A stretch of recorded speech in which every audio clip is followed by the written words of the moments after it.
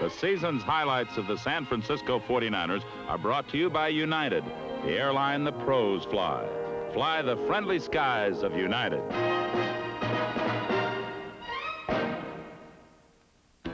When we left the 49ers in 1968, they were beating the pants off the Packers and apparently getting their heads together for a great year in 1969.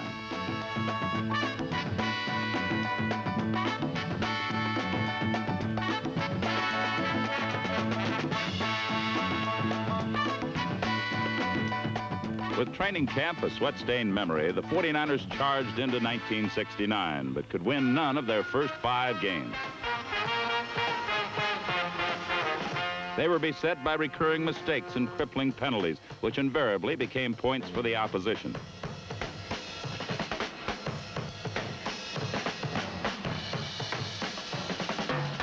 Further irony was that the 49ers were playing good defensive football.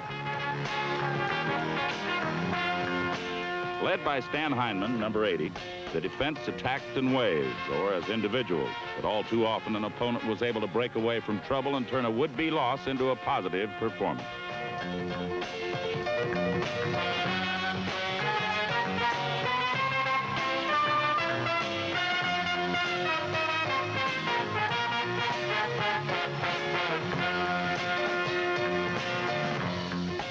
The offense, though it was to become the second leading unit in the league, during the first 5 weeks of the year was too often unable to make the key play, or sometimes it seemed any play at all.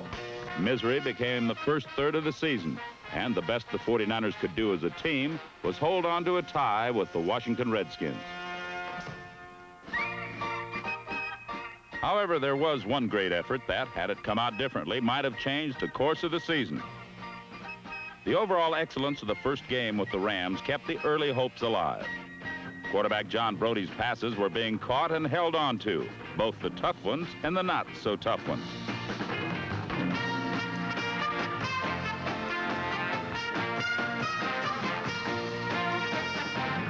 This combination enabled the 49ers to gain a second quarter lead.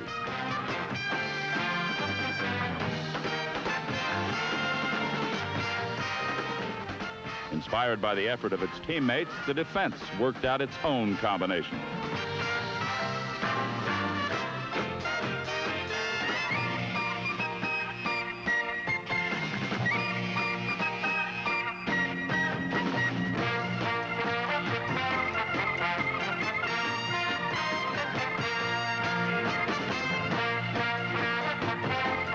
The capable runners proved to be no less effective than the receivers.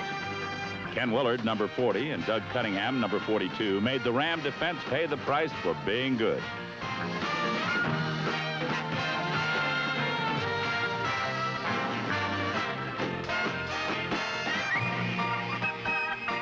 The 49ers made it 21-13 early in the fourth period on a pass from John Brody to Clifton McNeil. Just when it looked as if San Francisco would have win number 1, the Rams turned another interference penalty into a touchdown.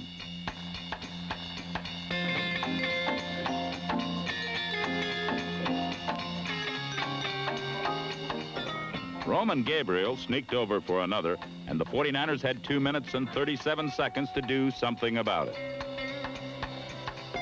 Playing with a single-minded purpose, the offense drove steadily downfield, and with 12 seconds left, there was still time.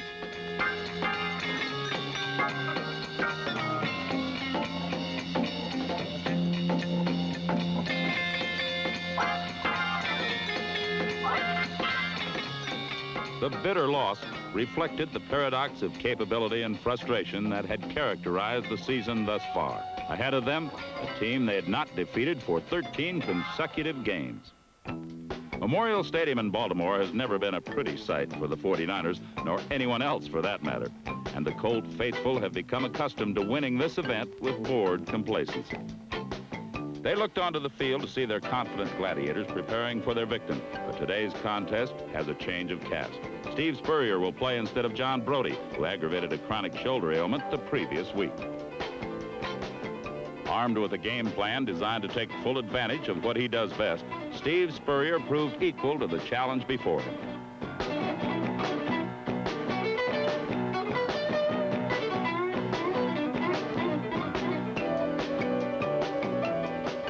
He led the team on a carefully considered, well-executed drive that saw the 49ers desire their way to the Colt 12-yard line early in the second quarter.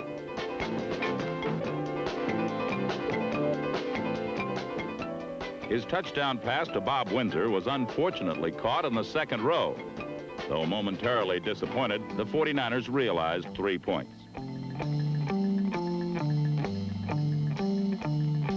The Colts' strategy was much less sophisticated.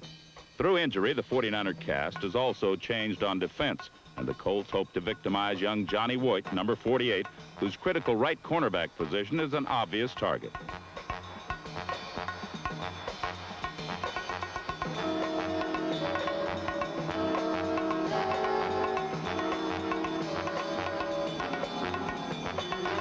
As the 49ers devise a way to help him, the Colts take a 7-3 lead.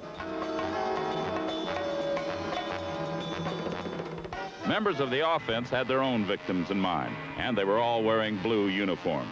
49er runners, slashing out from behind Elmer Collett, number 66, regained the lead for the 49ers as the feeling spread that maybe this would be their day.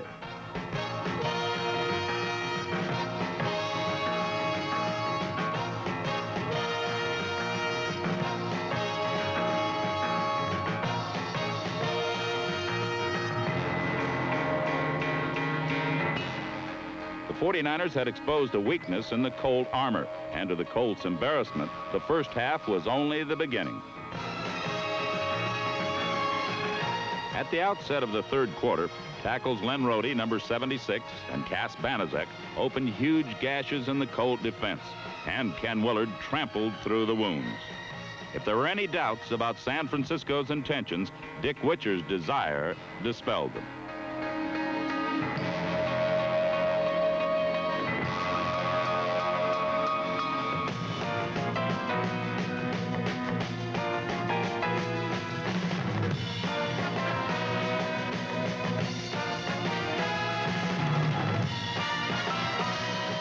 The Colts went back to what was working for them, but they went back once too often.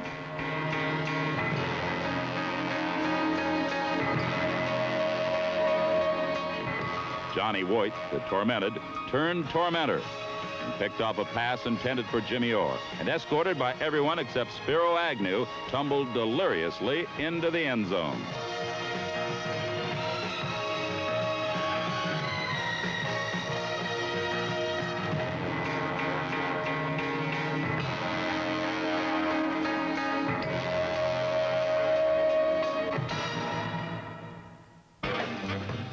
But the Colts, still being themselves, mounted a furious rally.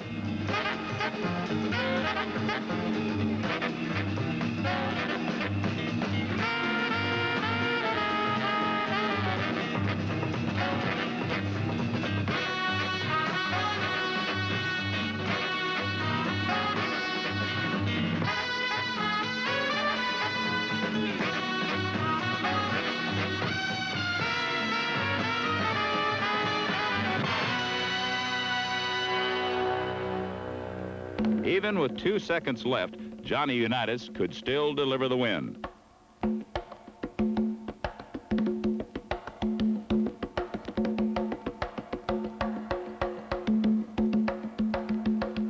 But not today, as Alvin Randolph and Johnny Voigt snapped the Colts' win streak and the 49ers' winless streak at the same time.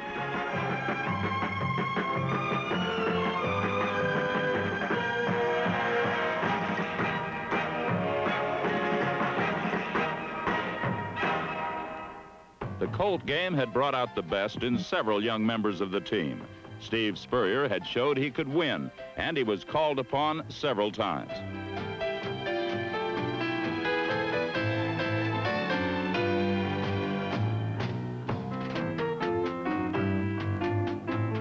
Although suffering moments of inconsistency, he could turn a dangerous situation into a gain and deliver the touchdown.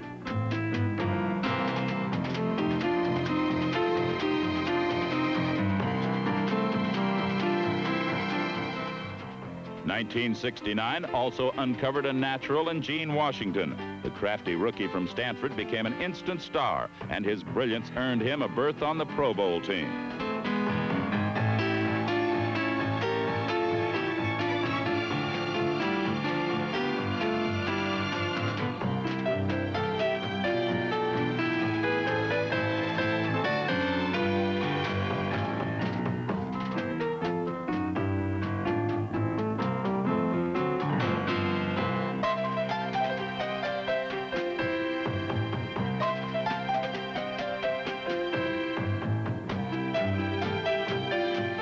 Though the team got off to a slow start, the members of the offensive line, like Forrest Blue and Elmer Collett, saw to it that the team's mid-season fortunes would not bear any resemblance to the early season disappointment. And in the process, they helped bring to prominence a man who had labored in relative obscurity the previous 4 years. For Doug Cunningham, 1969 was a year that fulfilled the delayed promise of his rookie season. He produced over 1,000 yards of running and receiving. But beyond statistics, in 1969, Doug Cunningham was a winner.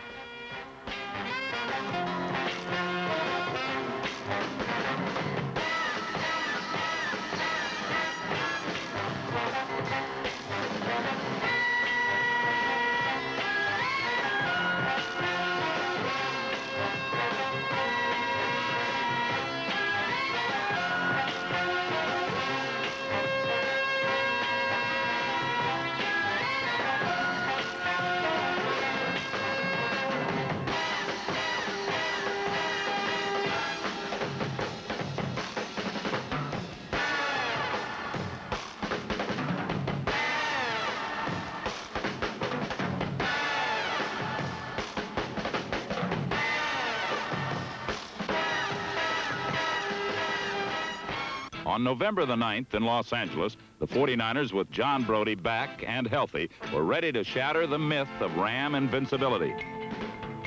However, doing most of the early shattering was Roman Gabriel, whose 3 touchdown passes were facts, not myth.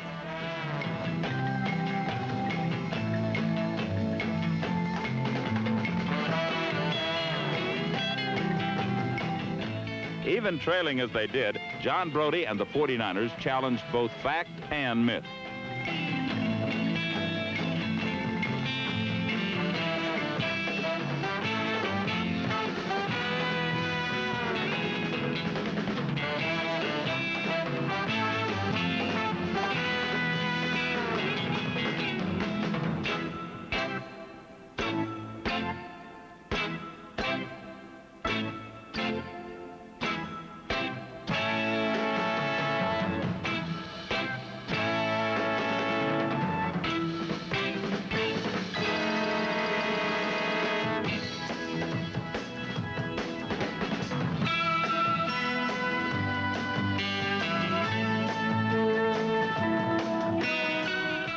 But the NFL's Player of the Year proved equal to the challenge, and once again an inspired collective effort would fall short. Even though the 49ers failed to beat the Rams during 1969, no one has ever scored more points against a George Allen team.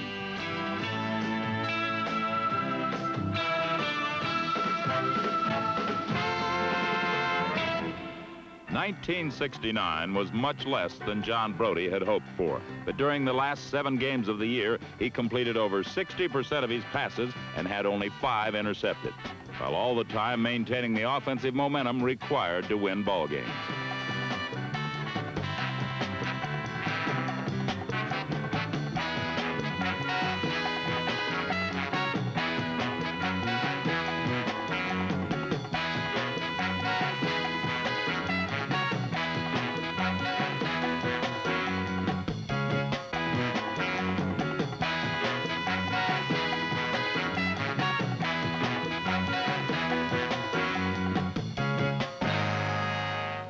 The 49ers would need all the momentum they could muster as they faced the Colts again in Kezar Stadium. Dick Witcher and Ken Willard each scored touchdowns to give the 49ers a 13-10 lead. But the Colts managed a fourth-quarter drive that gave them the lead with just over 3 minutes left.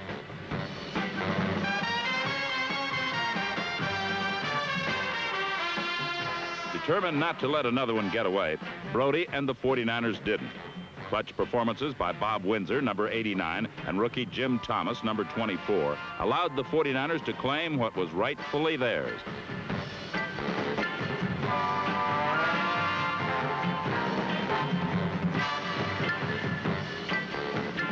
And now, San Francisco has a win streak on Baltimore.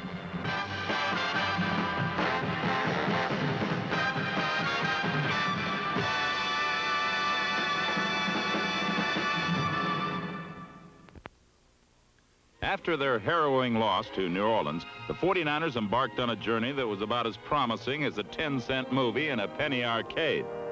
They were going to Dallas for a Thanksgiving Day game with the Cowboys. Even though the 49ers knew they were capable of beating Dallas, the outlook was not encouraging.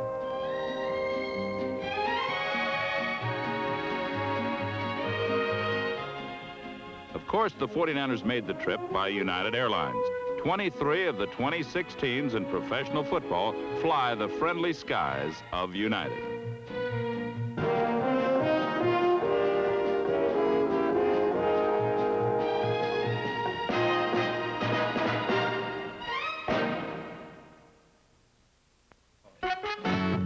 Late Thanksgiving afternoon, the temperature at the Cotton Bowl in Dallas would prove slightly higher than the 25 degrees registered on the field. Nolan Smith returned the opening kickoff 60 yards and established the 49ers' holiday spirit. Seconds later, Pro Bowler Ken Willard scored one of his 10 touchdowns for the season, and it was cold turkey for Dallas. The defense, led by Frank Nunley, number 57, and Dave Wilcox, number 64, smothered every early Dallas reprisal attempt and keyed John Brody for a great night. That's all right. Forget it. Let's go. This is red left. Fake. Power 29 EG. Wing post. On one. Ready, break. Got it? Hit! 385! 385! Hut! He's open! Go stick to somebody! 385! 385! Hut!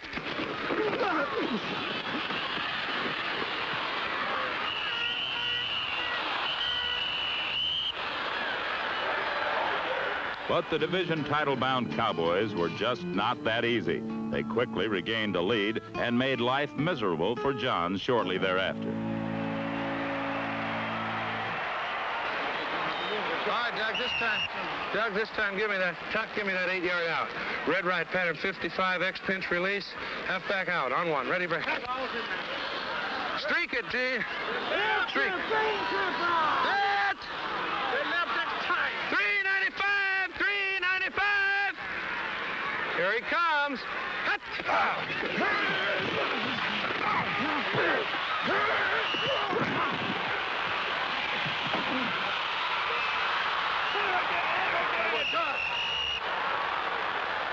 It soon became necessary for a shift in strategy, something that has been accomplished before. But see, now he's coming over to take you. That's why I've got that other side out there pretty good shape. Who's coming over? The free safety. He's going to be on you. You're his man whenever they go with that 48 EG. You're his man. You're Mel's man. You're saying he can't get you, huh? No. Huh? No. But I see instead of going Oh, you run that streak, and I'll call the other guy on a post, so it doesn't matter. Right. Well, as soon as I pass him, I'll go to the sideline. Having realigned, the 49ers again took the field, needing another touchdown. What do you know? You run a streak. Which? Streak. They're coming, just remember. That. 394! 394! Get him!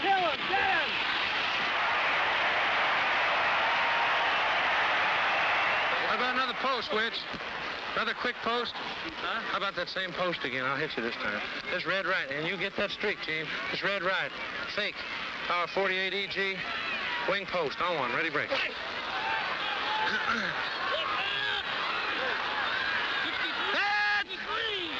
355! 355!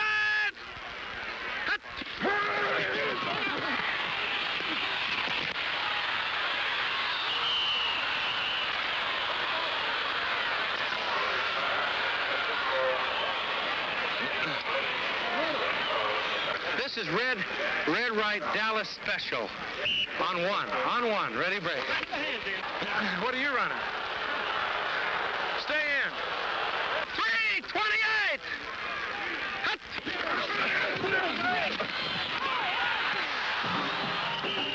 The 49ers outscored the Cowboys 10-7 in the last quarter to make the 24-24 tie. And in a season of but a handful of victories, even a moral one counts. Coach Dick Nolan experimented successfully with a number of new faces at several positions, but against the Chicago Bears, none was more prominent than running back Jim Thomas.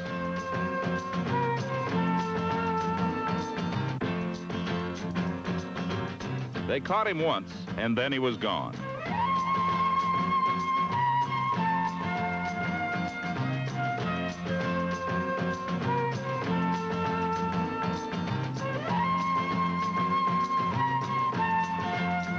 He gained 116 yards in the second quarter. His 70-yard run was the longest from scrimmage since the Hugh McElhenney era, and he scored half of the team's 6 touchdowns.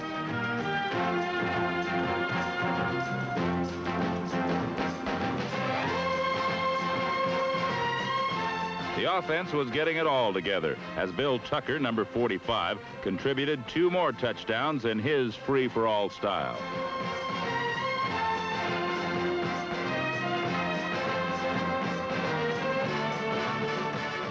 And even a 2-yard run can be exciting as Doug Cunningham finished off the highly polished 42-21 victory. The following week at Bloomington, Minnesota, the 49ers were able to accrue over 300 yards in total offense, but only 1 touchdown. And that fact preserved and iced the Vikings' 10-7 victory.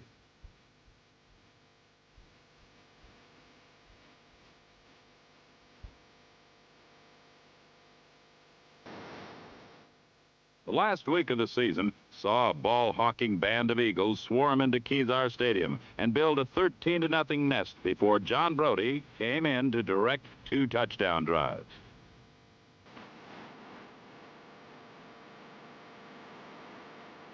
His pass to relentless Bob Windsor proved the margin of victory.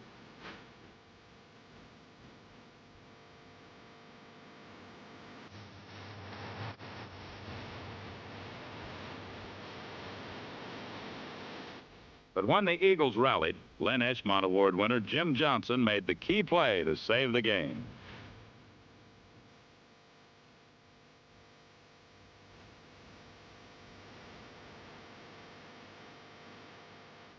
"1969 was the year of jubilation and pain, mostly pain. But 1970 may bring the antidote. Former nemesis Bruce Gossett comes to San Francisco in exchange for Kermit Alexander. The defense, anchored by veteran Charlie Kruger, who did not miss a play in 1969, will be enhanced with the presence of massive Earl Edwards. The young linebackers, Nunley and Vanderbunt, will be steadied by veterans Dave Wilcox and Ed Beard.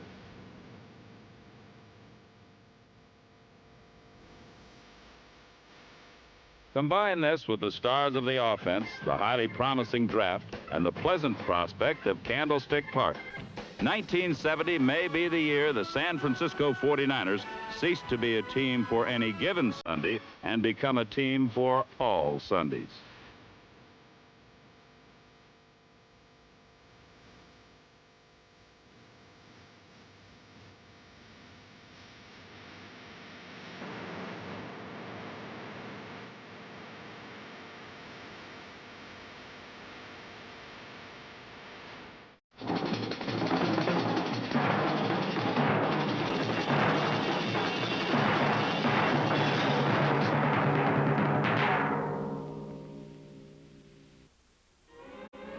The season's highlights of the San Francisco 49ers have been brought to you by United, the airline the pros fly. Fly the friendly skies of United.